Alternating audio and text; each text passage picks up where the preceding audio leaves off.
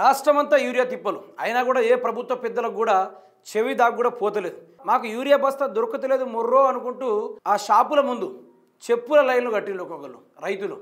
అంటే ఇప్పుడు నాట్లేసుకొని 20 రోజులు అయిన ఉన్నారు, నాట్లేసుకొని 30 రోజులు కూడా అయిన వాళ్ళు ఉన్నారు.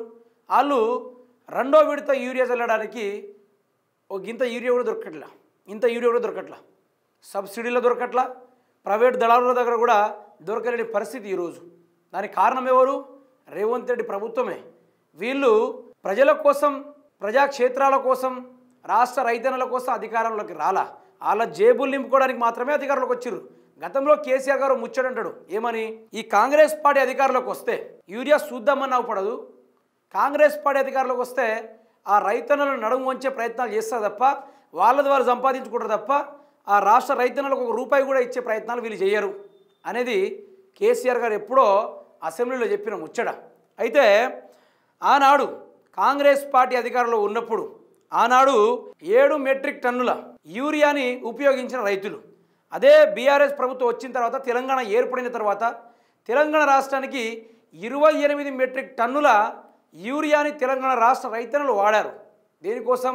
సాగు, బీడు భూముల సాగు, చిలకల సాగు, పత్తి చేళ్లను మరి సైతం పొలాలుగా మలిచి, బీడు బారిన చిలకను కూడా పొలాలుగా మరిచి, గుట్టల్ని అడవుల్ని అన్నిటిని చదును చేసి వ్యవసాయ రంగానికి పనికొచ్చే విధంగా వాళ్ళు వ్యవసాయాన్ని స్టార్ట్ చేశారు, సురు చేశారు. భారతదేశంలోనే ఎక్కడ జనరేట్ కానంత ఒడ్లు మన రాష్ట్రంలో జనరేట్ అయింది, అంతగానో పండించారు రైతులు. ఆనాటి కాలంలో కేసీఆర్ గారు రైతులకు ఒక్కొక్క రెక్కను తొడిగాడు.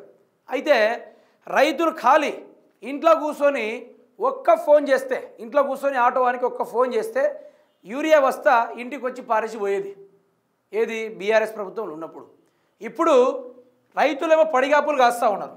యూరియా ఆ యొక్క సబ్సిడీ షాపులు ఏవైతే ఉంటాయో అగో ఈ విధమైన కటౌట్లో రాసి వదిలిపెడుతున్న తీరు చూడండి. ఇగో యూరియా స్టాకు లేదు.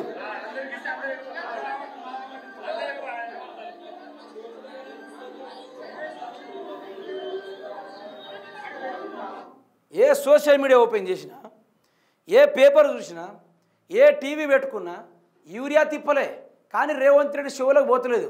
ఇప్పటికిప్పుడు రేవంత్ రెడ్డి ఫలానోడు తిట్టిండంటే వాని మీద వితిన్ సెకండ్లో ఎఫ్ఐఆర్ ఫైల్ అవుతూ ఉంటుంది.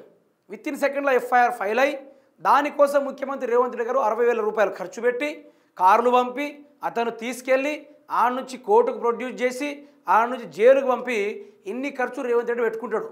కానీ నెల రోజుల నుంచి యూరియా దొరకట్లేదు. ఆగమాగమవుతా ఉన్న రైతన్నలు పట్టించుకునే నాదుడు ఒక్కడు లేడు, గెలిచినోడు పత్తా లేడు.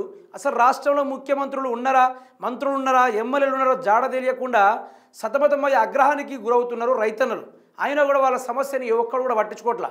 మన తెలంగాణలో ఉన్న మీడియా ఛానళ్ళు, యూట్యూబ్ ఛానళ్ళు వేరే రాష్ట్రాల్లో కూడా ఇన్ని గణం లేవు. మనల్ని నా దగ్గర తరాజు లేదు కానీ ఆ తరాజు పెట్టడం చూపించేటోడిని. ఇక జోకుతాను రేవంత్ రెడ్డి అంటే పొద్దున్న దాకా జోకుడే వరలు పెట్టుకుంటారు. కానీ ఈ విధమైన సమస్యను ఒక్కరు కూడా బయటికి తీస్తలేరు. ఈ యూరియా గురించి ఒక్కడు మాట్లాడుతూనే లేడు.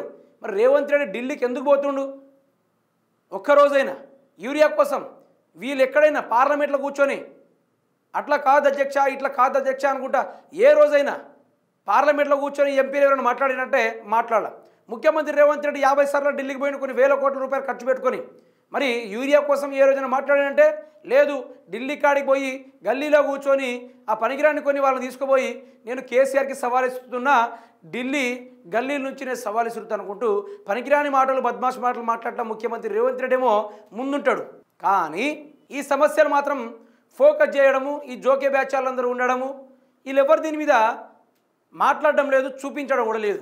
ఇప్పుడు యూరియా ఆగడం వల్ల ఏమవుతుందంటే, యూరియా ఆగడం వల్ల పంటలు పండవు, ఒడ్లు సాగులోకి రాగు, అందులోనూ మధ్యవర్తి కుటుంబాలకు కూలీ పనులు దొరకవు. ఒడ్లు సరిగా పండకపోతే మళ్ళీ పక్క రాష్ట్రాల నుంచి ఒడ్లు కొనే ప్రయత్నాలు చేసుకోవాలి. దానిపైన దళారీ వ్యవస్థ, అందులో నుంచి మధ్యవర్తిగా బతికేటోళ్ళు. ఈ హైదరాబాద్లో పెద్ద పెద్ద కంపెనీస్ చాలామంది ఈ రాష్ట్రం మొత్తానికి అన్నం పెడుతున్న ఆ వ్యవస్థ మొత్తం తగ్గిపోతుంది.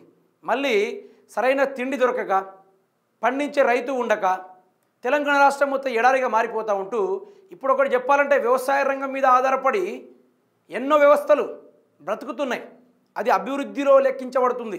ఎన్నో వ్యవస్థలు ఫర్టిలైజర్ షాపులు. ఫర్టిలైజర్ షాప్ అయితే నెంబర్ 1 ఇక దాని గురించి చెప్పొద్దు. ఈ యొక్క రాష్ట్ర ప్రభుత్వమే బతుకుతుంది దాని మీద, ఫర్టిలైజర్ షాప్ మీద, సీడ్స్ మీద, దళారీ వ్యవస్థ, రైస్ ట్రాన్స్పోర్టేషన్స్, ఇలాంటి ఎన్నో ఉన్నాయి. వీటి మీద తెలంగాణ ప్రభుత్వమే ఆధారపడుతుంది. కానీ రేవంత్ రెడ్డి సంపాదించుకునే లక్ష్యంగా పెట్టుకున్నాడు. ఈ రాష్ట్ర రైతుల గోసలు, ఈ ప్రజల గోసలు ఇవేమి పట్టవు ఆయనకి. ఆయనకు ఉన్నదల్లా ఒకటే లక్ష్యం, ఖాళీగా ఉన్న జేబుని టైట్గా నింపుకోవాలి, ఉన్నన్ని రోజులు దోసుకొని పోవాలి. ఇదే లక్ష్యంగా ముఖ్యమంత్రి రేవంత్ రెడ్డి గారు పనిచేస్తున్న తీరు మనకు అవపడతా ఉంది.